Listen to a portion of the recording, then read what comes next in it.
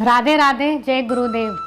आप सभी का बहुत बहुत स्वागत है इस भगवत गीता के सेशन में। तो दोस्तों, आज हम लोग भगवत गीता अध्याय 2 सांख्य योग का 44वां श्लोक का पाठ करेंगे। तो चलिए शुरू करते हैं। भगवत गीता अध्याय 2 सांख्य योग 44 श्लोक, पेज नंबर 19। भोगैश्वर्य प्रसक्तानां तया परिहृत चेतसां व्यवसायात्मिका बुद्धिः समाधौ न विधीयते। भोगैश्वर्य प्रसक्तानां तया परिहृत चेतसां व्यवसायात्मिका बुद्धिः समाधौ न विधीयते।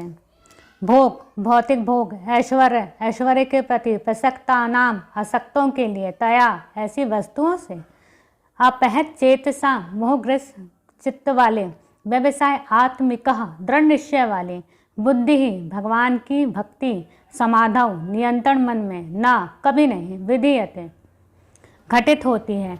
जो लोग इंद्रिय भोग तथा भौतिक ऐश्वर्य के प्रति अत्यधिक आसक्त होने से ऐसी वस्तुओं से मोहग्रस्त हो जाते हैं, उनके मनों में भगवान के प्रति भक्ति का दृढ़ निश्चय नहीं होता।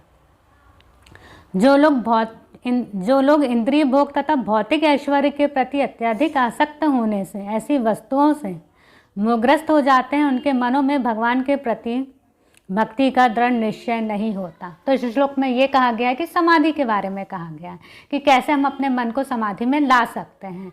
समाधि मतलब अपने मन को फिक्स करना। तो कैसे हम अपने मन को समाधि में ला सकते हैं? वैदिक डिक्शनरी में या वेदास में ये कहा गया है कि हम तभी अपने मन को समाधि में ला सकते हैं या अपने मन को स्थिर कर सकते हैं जब हम खुद को समझने की कोशिश करते हैं कि हम कौन हैं, कहाँ से आए हैं, हमारा भगवान के साथ रिश्ता क्या है, हमारा उद्देश्य क्या है और कहाँ वापस लौटकर जाना है।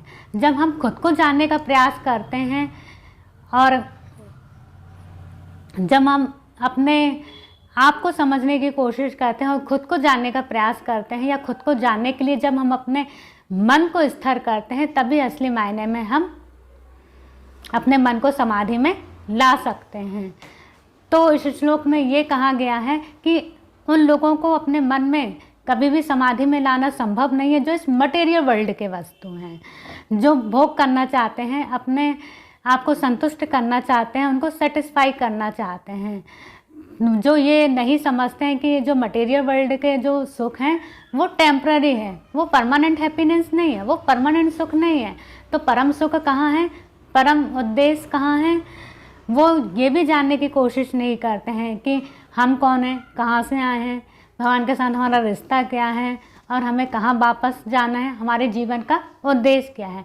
वो ये सब जानने की कोशिश ही नहीं करते हैं। इसलिए वो अपने मन को कभी भी समाधि में नहीं ला सकते या अपने हम को फिक्स नहीं कर सकते, क्योंकि वो ये जानने की कोशिश ही नहीं करते हैं कि हम कौन हैं, हमारा भगवान के साथ रिश्ता क्या है, हमारे जीवन का उद्देश्य क्या है। तो इस श्लोक में ये कहा गया है भोग, ऐश्वर्य और समाधि के बारे में कहा गया है। तो हम इस श्लोक का यहीं पे समापन करते हैं और अगले श्लोक में हम सीखेंगे, पाठ करेंगे 45। तब तक के लिए जय गुरुदेव।